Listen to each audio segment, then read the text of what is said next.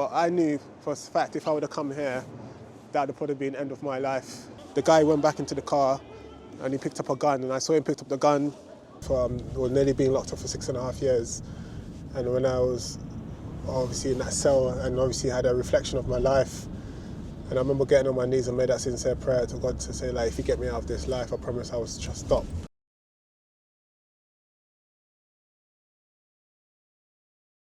Yeah, so growing up in Brixton, especially I moved here back in 1994, and Brixton obviously that time was quite rough. Brixton, House Hill, surrounding areas, Herne Hill was like a very rough area. It was busy, very loud, busy. There's always something happening. There's always some action or drama on the streets. There's always people having drawn your attention. I think we even had some nail bombs here back in the days. But yeah, I used to be around here all the time. You've got St Matthew's Estate over there. You've got St Matthew's Church there. But it's funny, like even that church, you think it's a church, but underneath there was a nightclub. And I never understood that, how you have a church and then underneath you have a nightclub. And obviously just growing up around this area, it was a struggle for me, obviously coming here from Guyana, coming here to live with my family, expecting to have a better life, but not knowing I was coming here and I was literally mistreated by my stepmom and my dad. I struggled through life. As I said, my stepmom used to give my sister money to take me and my brother training shopping. She used to take my brother to Foot Locker and buy him trainers from Foot Locker, but then yet she would give my sister money to go to the guy who was selling second-hand trainers in the market. I remember it used to hurt me as a child because I thought, hold on, how come he's having the trainers from Foot Locker and I'm getting the trainers from the guy in the market still for a 50p pair of used Reebok Classic? And obviously these things went on for years, and like it's things like this what entices a young person to get involved with street life, gangs and stuff, because if your family can't provide the simple things for you like that, and obviously people are offering these things for you outside, you wanna get hold of these things, you wanna make the most of it. And obviously these are those type of things that draw me to the street life, because I never got that love, that support, attention from my family. So I sought it outside where I felt more loved and appreciated. Even though they're my friends, they're not my family, but they felt like a family. And this is why a lot of young people get involved with gangs and stuff like that. Like my dad, he never financially supported me throughout life. I remember being kicked out from my family's house, and my stepmom gave me my bank card with only £2.38. So imagine you being an adult young man having only £2.38 in your bank account. It was crazy. I remember coming back from my family's house one day, and I literally came off at this bus stop here, on the 159 bus, and there was some boys that recognised me from a few years prior, and they literally chased me, literally down the road. But as you can see just over here where this tree is, there was about, 35, 40 boys, all blacked out. And this time these boys, they would have had knives on them. I'm sure one or two of them probably would have had a gun or something on them. But they were all literally waiting here. So they expected me to come and literally join them here. But I knew for a fact if I would have come here, that would probably been the end of my life. But as I said, this was like a major milestone of my life, working here for quite a few years. Saw a lot of issues happening here. There was always a lot of drama around this area as well. Just down here was another story I'll probably share with you guys in a minute, which was another, obviously, story where I had to literally rescue two of my friends from being shot just down the road, and I used to live just down there in an estate as well. This is one of the estates I used to live on for a short time, Edmondsbury Estate. And I remember one of the altercations I had with two of my friends who was in a car driving down this road. And as you can see, this road is literally like one car at a time. But not knowing as we was driving down there was two gang members from one of the biggest gangs that was in Brixton at that time, called PDC, who was literally in a car coming up this way. So literally, no one didn't want to give way. So it was like a situation where we all stepped out the car to say, like, listen, we've got the right way. The guy went back into the car and he picked up a gun, and I saw him pick up the gun. All three of us could probably got shot there, and that would have been another story. You heard the three young guys being shot, some gun violence. But as I said, that was me having an opportunity. When I look back and reflect now, like I not only saved myself, but my two friends' lives, and obviously saved everyone in total from from things escalating and being something even more worse. I think I was doing this. This is what I was doing. That was crazy. But yeah, we were just literally sitting there doing nonsense, and this was meant to be our church. And I was literally living a life, doing nonsense, crime and stuff like that, and coming and sitting here on Sunday mornings. And it was just crazy because I thought, like, I can't be this can't be life. Like, what type of Christian am I? Living in, coming in here on Sundays. Literally the day before I was here, on my 21st birthday, literally I could have been dead the day before, the night before, but yeah, I came and I was sitting in here in the church. Obviously that life went on for a while, and I kept on searching for something, wanting more, and I realised, like, this is not for me. Like, I've been going there for all these years, but no one knows what's happening in my life, what I'm doing, and it was just crazy. Nearly being locked up for 6.5 years, and when I was obviously in that cell, and obviously had a reflection of my life, and I remember getting on my knees and made that sincere prayer to God to say, like, if you get me out of this life, I promise I will just stop. And I did sincerely, like, step away from the street life, but sometimes when you're in that life, it's hard to come out of it completely, because there's always things or people. Because even when I told my friends that I wanted to come out of that life, they were like shocked, because they thought, he can't, because obviously I kept them together, I kept that unity with them, and they were shocked, like, to see, oh, you're the one that's, like, leading us. How can you step away from this? And it was a decision I had to make, because I knew if I didn't make that decision, then I would have probably been trapped. It was a major part of my life, because obviously back then I used to have long hair and stuff like that.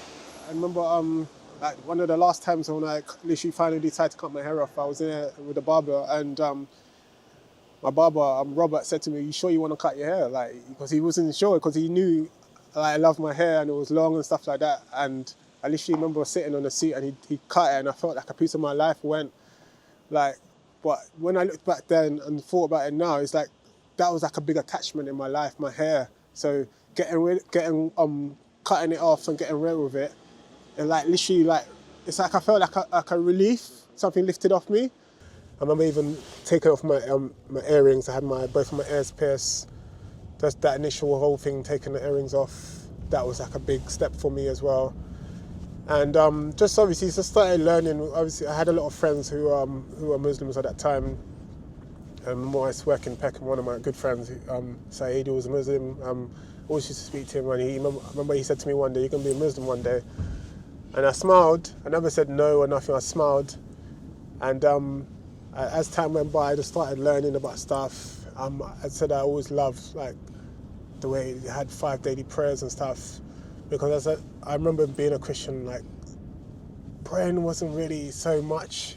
It was more when you're in the church on the Sundays, but all the other days you were just living your life, and it's like, that's it. And I thought I needed something more. And as I said, eventually I got literally lost the love for the church. I never saw that spark, that connection. Like, even people that knew me, like, they saw that you're not the same person, you're not as happy as how you used to be, because obviously as well my family situation at the time was not good.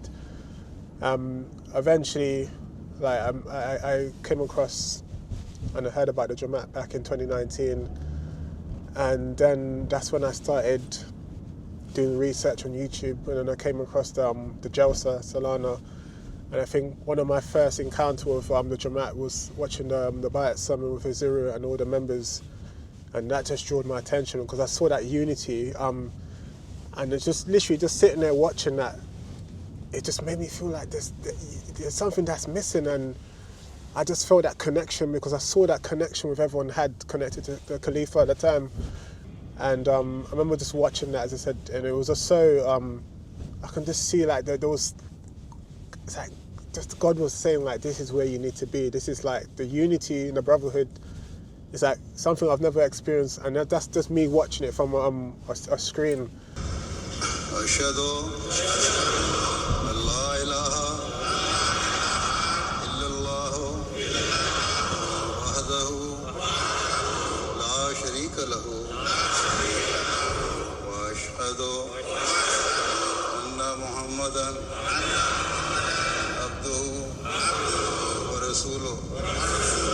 So I remember saying to myself, I don't want to end the year and start this new year without getting involved with the Jamaat. And then that's when I finally was out. I think it was in Guildford one time, and I met Nasser Orchard.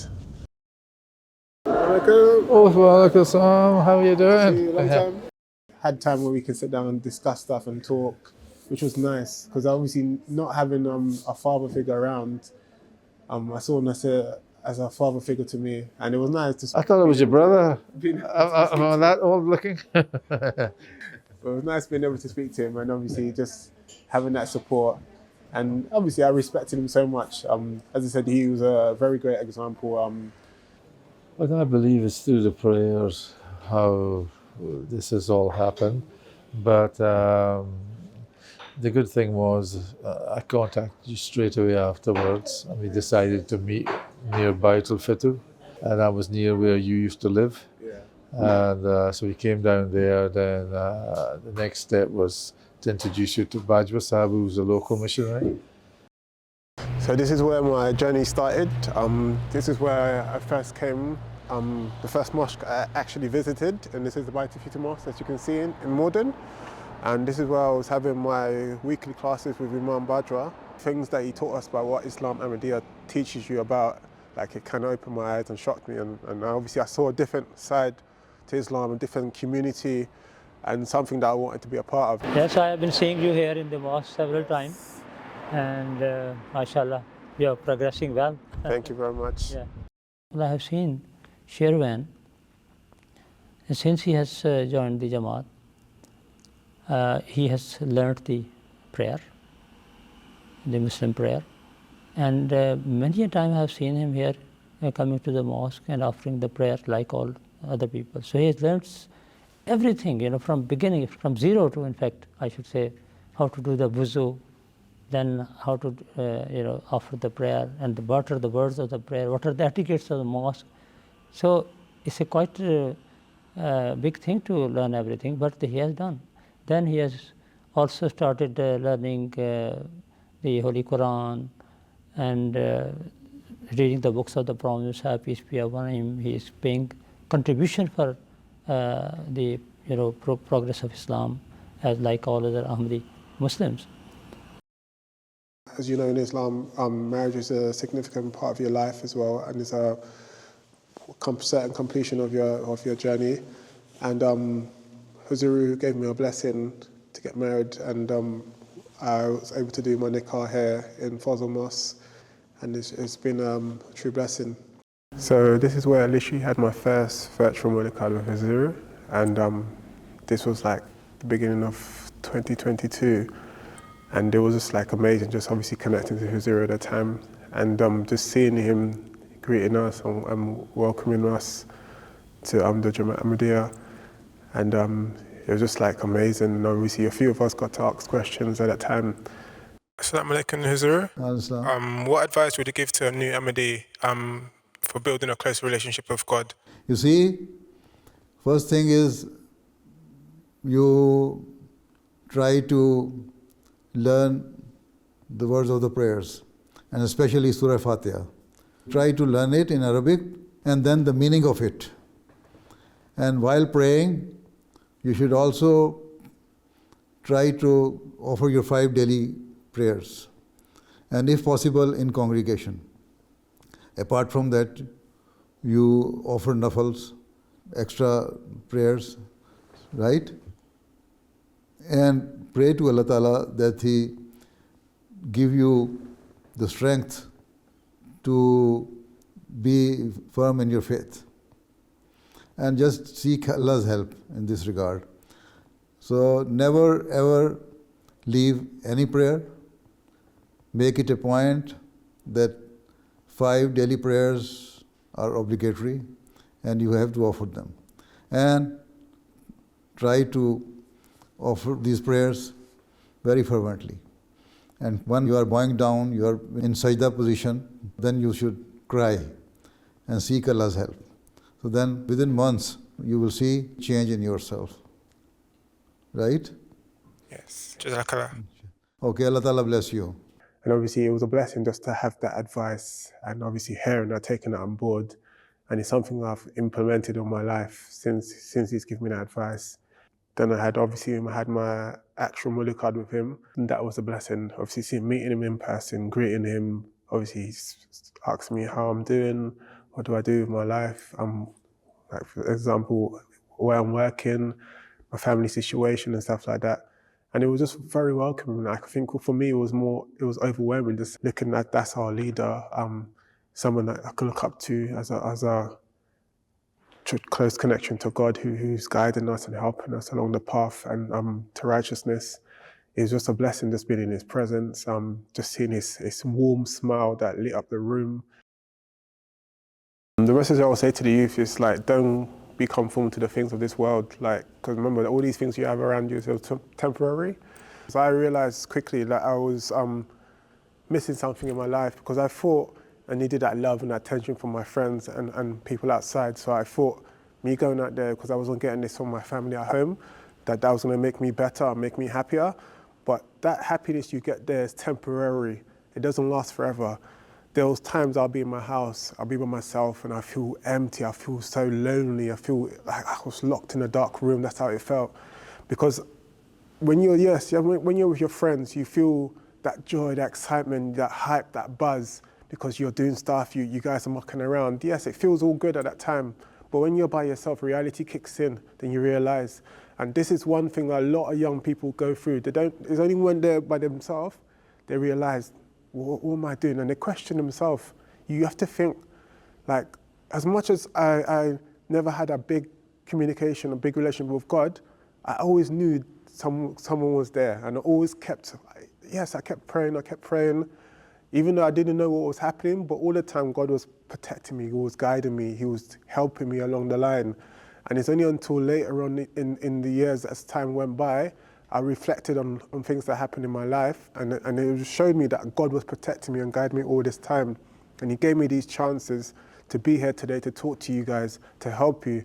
And obviously now, even being in the mosque, like, it's just opened up my eyes to so much more. Like having that connection with God, being able to pray 5 times a day and even more, and just being united together with my brothers is a blessing. Like, it's something that you as I said before, I was empty and I was always like searching. I felt like I was in a dark room. I don't feel like that no more, because anytime anything was to come, like, I always remember God's there. God's guided me. He's helped me throughout life.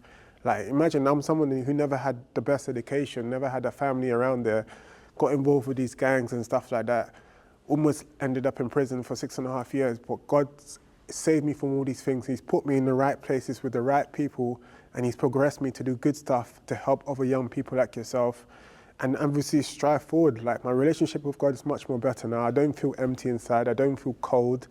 I don't have no bitterness. Regardless of what my family members have done to me in the past, I don't have no grudges against them. Like, people see me now, and I walk down the road and they have respect for me. Like, I have that relationship with them that is respectful, and it's something that you can have as well.